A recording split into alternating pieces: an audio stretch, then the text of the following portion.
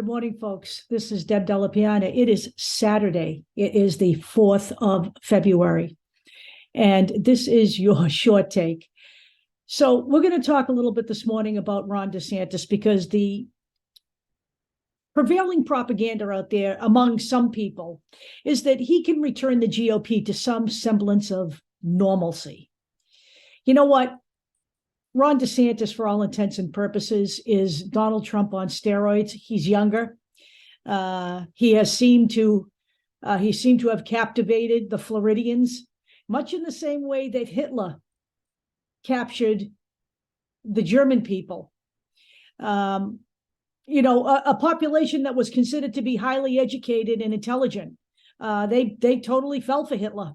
They sat back and allowed their country to move towards Nazism and move into full-on Nazism. And Florida, by no stretch of the imagination, is a fascist state right now. And Ron DeSantis wants to run for president.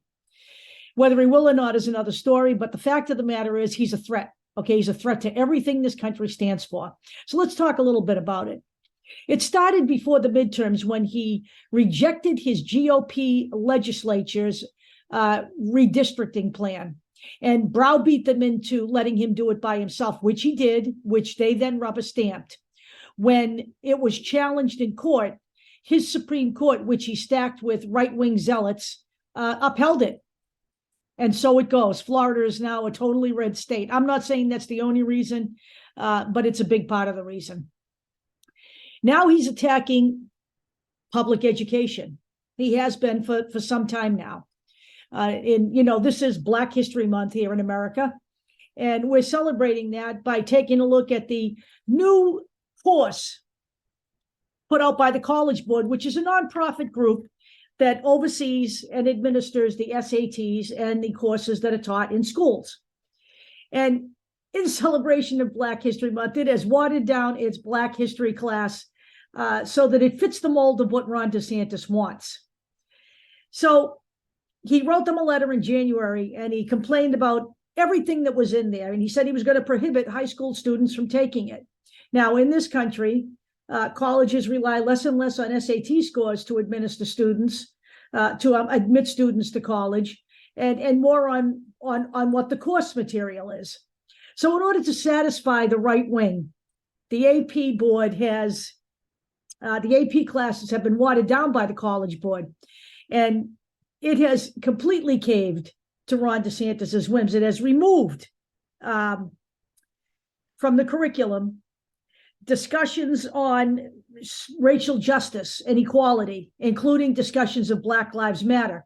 It has removed LGBTQ social movements, and it has removed affirmative action and reparations, any discussions of that. So it has totally watered down these courses to meet Ron DeSantis's every whim.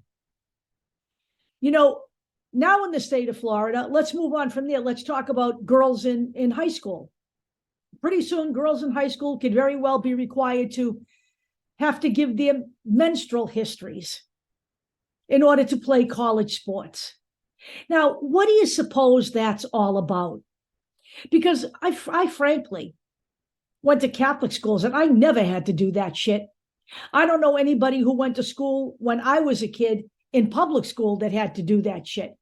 I'm going to suggest to you, some people have suggested it so that the state of Florida can watch for, anyone who may be pregnant. That could very well be true.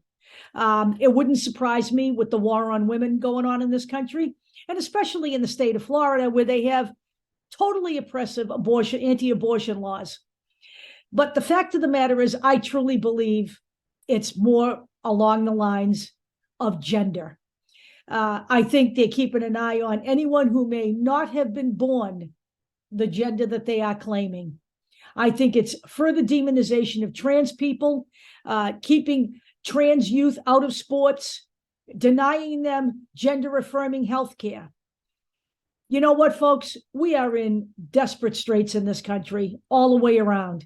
We are looking at full-on fascism. And, Ron DeSantis fits right in with what's going on in this country. He fits right behind Donald Trump. You can listen to me. They can argue. They can hate each other. And that is because Donald Trump doesn't want anyone rising to power but himself. It's not because he disagrees with what Ron DeSantis is doing. He does not. He is actually the man that let the genie out of the bottle here. Okay, he just simply doesn't want any competition. But the fact that Ron DeSantis is being touted as some kind of guy who can save the Republican Party, you've got to be kidding me. There is no saving the Republican Party.